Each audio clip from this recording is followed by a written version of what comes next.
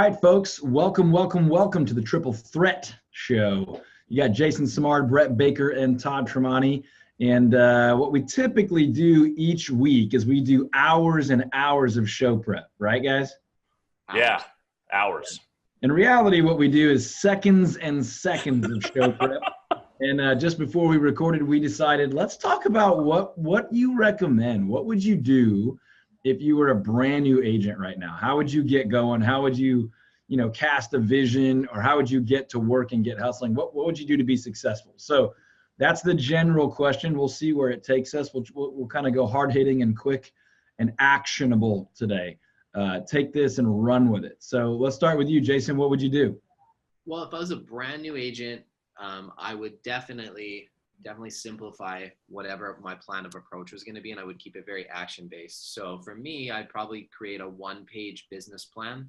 On that business plan, I would figure out what my 2 or 3 pillars would be that I would focus on. And when I say pillars, would be, where am I going to get my business from? Who am I going to be potentially getting buyers and sellers from? So that would be the first thing I would do, is on my one-page plan would be, where am I going to get my business from? And then I would have a daily, weekly, and monthly objective that I want to reach in activity goals. So for example, if my sphere of influence is an area that I want to focus on, well, I'm going to make sure to download all of that information that I have into a CRM system. And then I'm going to start tracking, and I'm going to start making phone calls. So I'll probably set a goal of, say, 10 contacts per day. And I'm going to follow up with that. If I'm going to do any online lead generation, for example, then I'm going to make sure that I sort of set a budget for that, and then I set a goal around it. If I don't have the money, then I'm probably going to schedule like 4 or 5 open houses. I'm going to follow up with my sphere of influence, and I'm going to start putting out some content on my social media page and just start building an audience so people know what I'm doing, that I'm in the business, and just start building that mind share. And that would be where I would probably start if I was a brand new agent with no money right now. All right, that took about 1 minute. And if you are a new agent and you're not paying attention to that, just go ahead and quit right now. Go get yourself a job, get paid hourly, because you don't need much more than that. And we'll give you 2 more versions of that. But if you're not listening and pay attention and you're new, you can't be helped. Brett, what would you do? You're a brand new agent and you're broke, okay? You have no money and you have a whole bunch of anxiety, and you're fearful of, oh my God, I've just quit a salaried position and I'm now jumping into real estate. What would you do if you were a brand new agent? So first of all, here's my take on that. If you're getting into the industry and you are flat broke, there's a problem there. Everybody says, well, how do I get into real estate? I get asked that probably 15 times a week. And my answer to that is very simple. Make sure you actually have some form of income covering you for the first 60 days, because you're not going to make any money for the first 60 days. And my reasoning is, let's say you get 2 under contract in your first month. You still got a 30 to 45 day closing before you get paid on those. So make sure you have something coming in before you do. It doesn't matter what you have coming in. Make sure your bills are covered. But if you actually have no money, you don't want to spend any money right off the bat, I'm agreeing with you, Jason. First thing I would do is I would probably write out my plan of domination. So when I got into real estate, that's exactly what I did. I wrote out, how am I going to dominate my market? Then I wanted to do the same thing, open houses. I went to my brokerage at the time and I said, all right, basically anybody that has an open house, anybody has a listing that wants an open house done, I will do it. Please let me know. I will do it. I will hold any house open. And basically what I did was I went out and I held the greatest open houses known to man. I threw a freaking party at these open houses. I went out and got a banquet permit so that I could serve alcohol. I basically no joke, I threw a party. I went on eBay and I bought these, I don't think I have one around here. I got these ugly pink signs. I knew my branding right off the bat, right? I'd written down my plan. I knew that my branding was going to be pink. And so I actually had open house signs that said, not just another boring open house. And I got 50 of them made. It cost me $170. And I went out and I put these things all along like the major streets. People saw me everywhere, right? So if I were a new agent, that's exactly what I would do. I would come up with a creative new way to get people to go, this person doesn't do real estate like other people do. And get something so catchy that when people see your open house signs, they have to stop. Even if they're not even looking at real estate, So get there. Once you start getting people through your open houses, I was having 60 to 100 people through my open houses. Find a way to get all of those people into one CRM. Okay, I use Real Geeks. Actually, we all use Real Geeks. So get a software system like Real Geeks, get them all in there and get them all on property searches. Find out what they want. Now you have a database of people that you can pull from. You're dripping them property updates, which is what they want. And there's your first 30 days. Open houses until you are blue in the face. Every weekend do an open house. That's a no money approach. You're out $500 probably for that plan. $500, yes, but that's pretty easy. $500, your return on investment should be huge. You should be pulling at least one deal from an open house.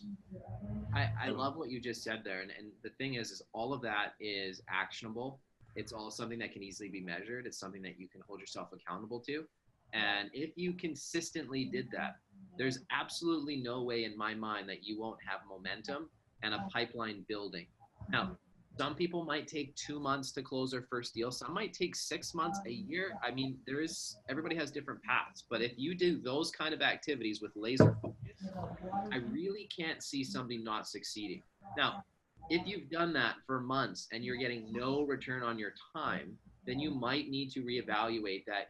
Maybe your personality doesn't suit open houses. Maybe you're better suited to another form of business generation, but at least you've given yourself the opportunity to test that out for a period of time with consistency. So I love it, Brett. And that's one thing with Brett. He's a brilliant marketer. He's not afraid to be different. He's not afraid to stand out. And he's not afraid to be loved or hated. And that's really how people feel about him. They either love him or hate him. It doesn't matter because there's enough people that love him for him to sustain an insane amount of business. Todd, yeah. What are your thoughts? You're brand new. So I agree with everything that's been said so far. I think the takeaway from Jason obviously is don't try to do too much. Pick 2-3 things and go get after it.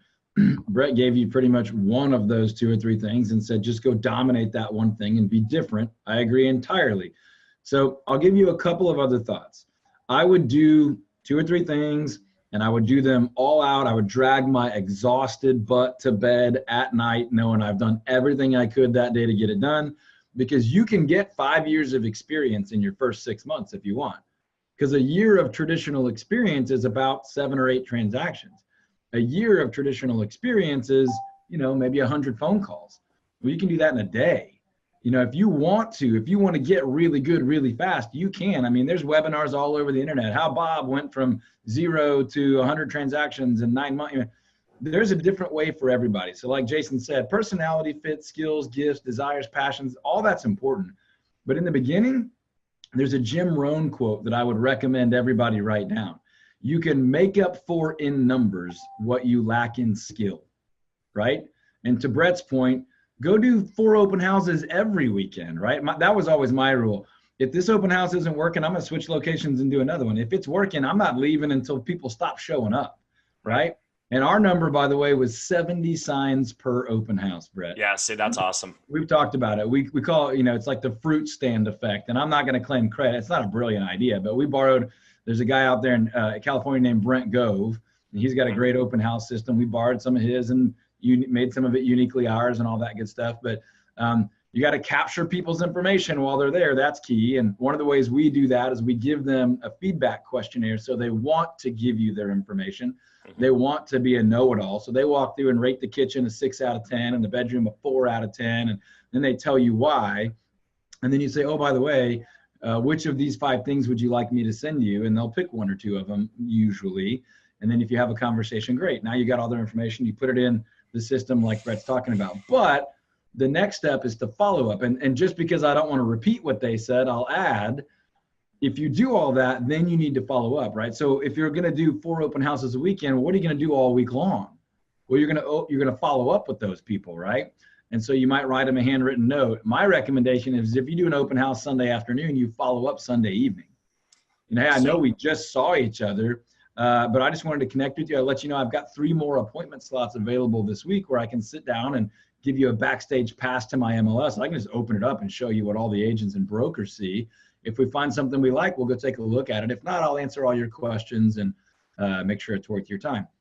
What kind of drink do you guys like? I'll make sure I've got a couple of those waiting for you. We got hot coffee, Coke, Dr. Pepper, iced tea, lemonade, whatever you're into. And you can go on and on and on and on with that. But I will say this, before I did any of that, and before or after, chicken or the egg, whatever, schedule your open houses. And then before you have them, I would get out a notepad, a legal pad, an Excel spreadsheet. I don't care what it is. Ideally, it's a CRM like Brett was talking about, but I don't care what it is. And I'm going to write down every single person I know, literally every single person I know. This is not your Northwestern Mutual financial advisor pitch. You get everyone to give you the names of 10 friends and family and their phone numbers, and they don't want to give them to you, right? That's not what we're talking about. Here's what you do. You write down every single person you possibly know. I don't care where they live. I don't care if they're a real estate agent or a mortgage lender. Write them down, because you might write down one of them and it'll remind you of another one, right? Get that list made.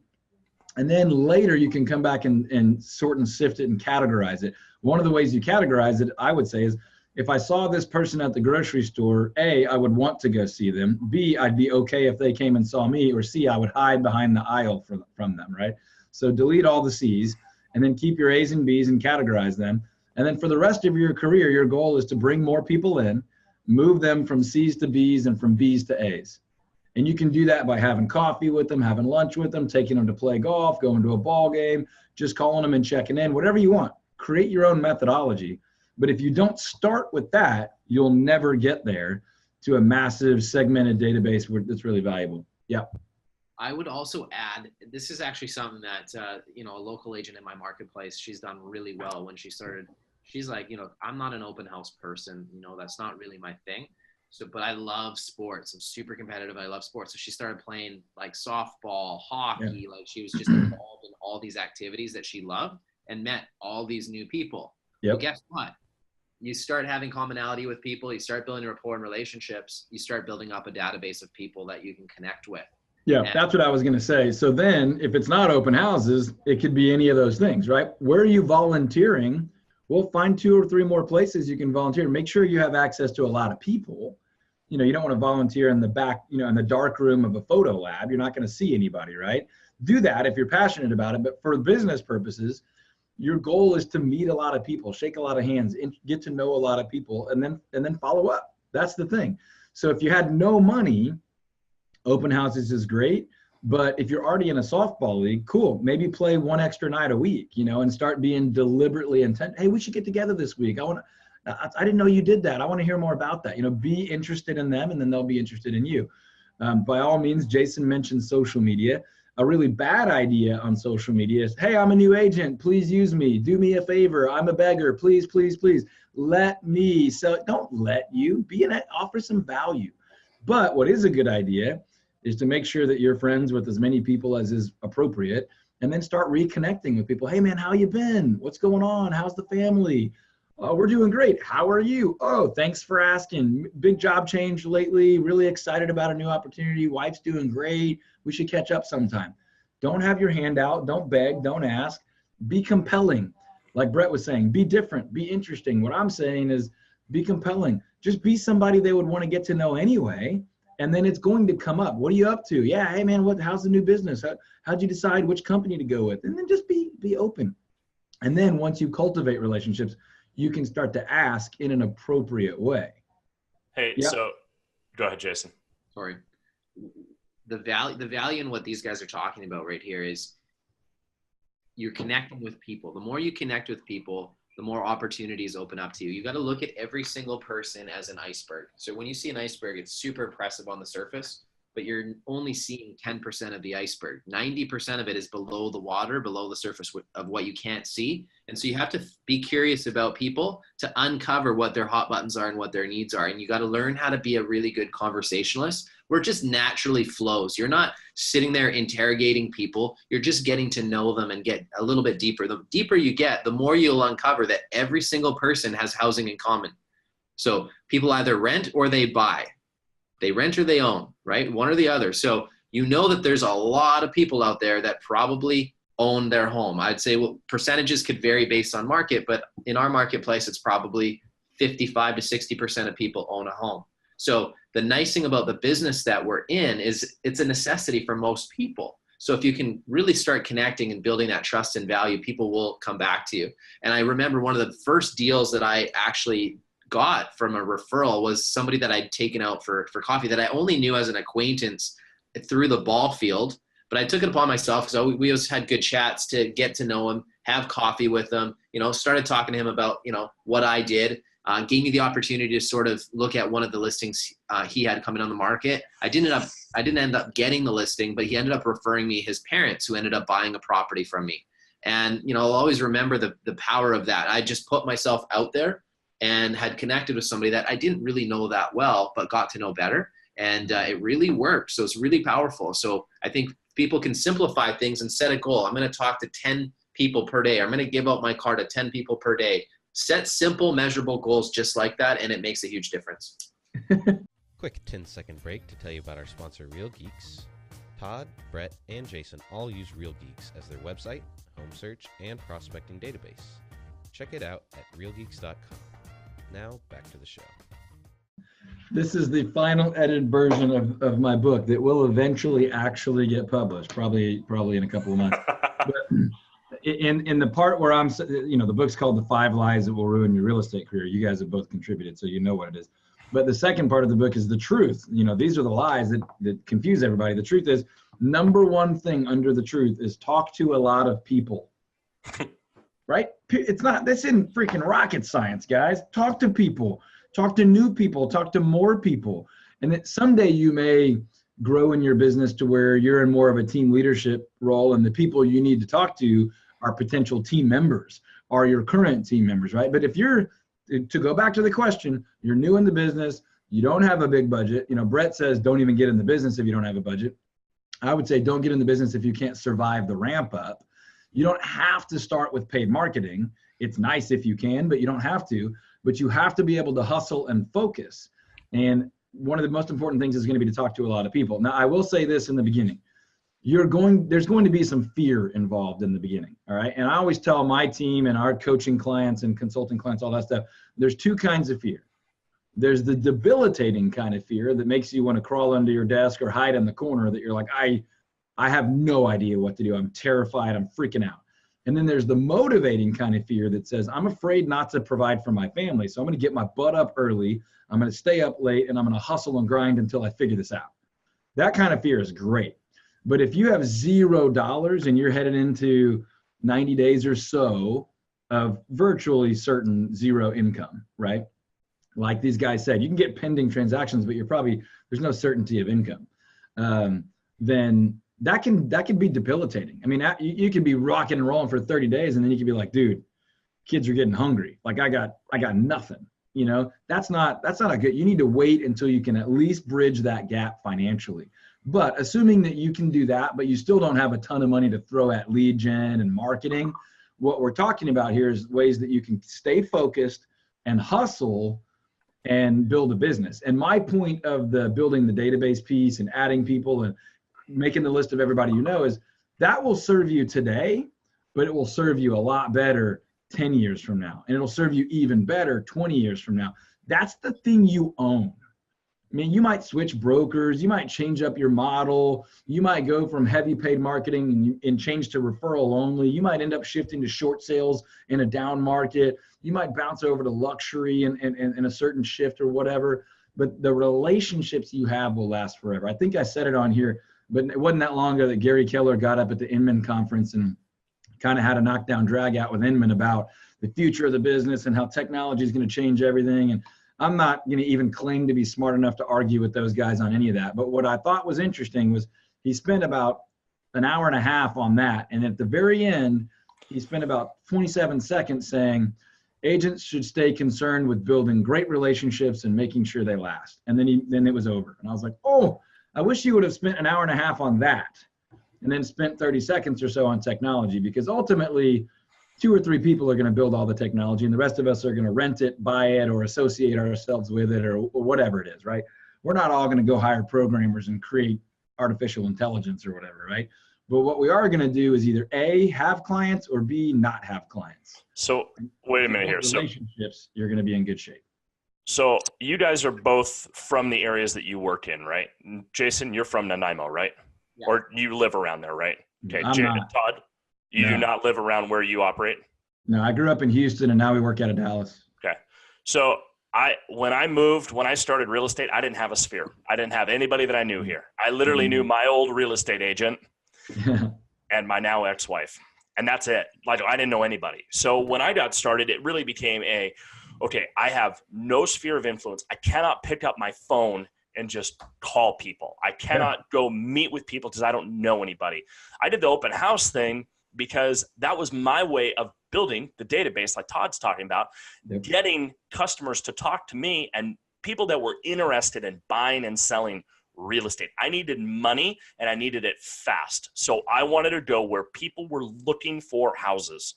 And so the way to do that, the way that I kind of separated myself from everybody else in the area, as soon as I started putting up massive signs, as soon as I started driving attention. I mean, I literally would stand in front of the open house, like before it even happened, the day before the open house. I would go there with my phone. I would hold my phone up. I would make a video. Hey, tomorrow we're going to have an open house from 1 to 3 at this address. This is a cool house. Let's go walk through real fast. And literally you do like a quick walkthrough on this house and get people excited about it. Yeah, we would cater our events. I would have my lender, because I went out right off the bat and was like, I need to find a lender that is willing to work with me on this, that's a go-getter, that's a hard worker. I didn't ask for any money. I didn't ask him to split anything with me because I didn't give enough value to him yet. So at these open houses, I would have him as kind of my bouncer, if you would. And he would basically be standing there with an iPad like, hey, sign in, welcome. And basically people would sign in before they would get to the food. Now, I don't know if you guys operate like I do. If you put food or beverage at the back of something and tell me all I have to do is put my information down, you better believe that I am going to write my info down to get to that food. But that's exactly what people were doing is they would fill out and it would literally import into Real Geeks for me, which was sweet. Open Home Pro is what I was using. And it would import into Real Geeks for me. And literally those people would be in my database. Now, what I would do is at the end of that day, I would take and I would make a bomb video and I would send it to everybody. Hey, and I would breeze over it real fast. But hey, thanks so much for stopping by my open house today. It was so nice meeting you today. If you have any questions about this home or want to see any more, please reach out to me. Just go ahead and respond to this email. Like super fast, super easy. And my response rate on that, if I had 60 people through, I would get about a 65% response rate. Wow. I started getting customers super fast like that because all of a sudden it was different. I was using technology. It wasn't costing me a ton of money. I spent very little to be able to get those first clients. And then that's when I started running more Facebook stuff, and that really got me spooled up. But open houses were literally my gateway drug to real estate. Yeah, I just took some notes. I love that. I would say this, there's probably some people here rolling their eyes. Look, there are definitely people, and these are some of my favorite people, that get into real estate because they want to be in real estate and they want to own a business and they want to build something great. They're not in real estate because it's their third option and they're backing into it or whatever. And so your first thought is probably open houses. Are you kidding me? Like, that's low level. That's what everybody does. But listen, don't be too proud to succeed. They work, right? I'm a big fan. I'm a marketer. I want to be different. I want direct response. I want to stand out. But we tell clients all the time, we don't do anything just because it's always been done that way. But we do some things that have always worked. So one of the things real fast here, well, I think one of the last episodes here, we talked about like past clients and what we do like to go above and beyond for our past clients. Todd, that might've been you and I talking. Yeah. I actually went back through my records over the last week, and it turns out that one of the very first people that I started working with when I got into real estate actually is my number one referrer right now. Mm-hmm. I met them through an open house that I did like when I first got into the business. They've referred me now 17 people, 17 transactions. Like 3 or 4 years, right? Yeah. 17 people. And it's really funny because, we're going through our database of all these people that have referred to us, and we always track where they came from, right? Mm-hmm. And so we keep coming back to the Hudsons, and it was like, you've got to be kidding me. These people referred me 17 people, and I met them in an open house when literally one of my first clients. You know what you should do, dude? You should do like a Publishers Clearinghouse, show up and surprise them with the craziest gift ever and video the heck out of that thing. And I've thought about doing, we're debating right now, how do we reward these people? Yeah. And that's something you and I are going to talk about, because you know that market better than I do. So I want to talk to you about that. But either way, these people, I met them through an open house. That's awesome. And you look at the gross commissions on that. It's like, dude, these guys funded what I left when I left air traffic control. Yeah, it's like one couple. We do what we call an Advocate of the Year award, and every year we give something awesome to the number one, top advocate.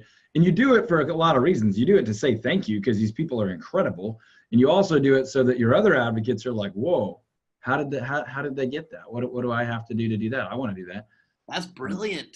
It's great. It is brilliant. I love this show because, I just learned something right now. Yeah, I took down 3 good notes when Brett was talking. I had one earlier from Jason. Mind blown.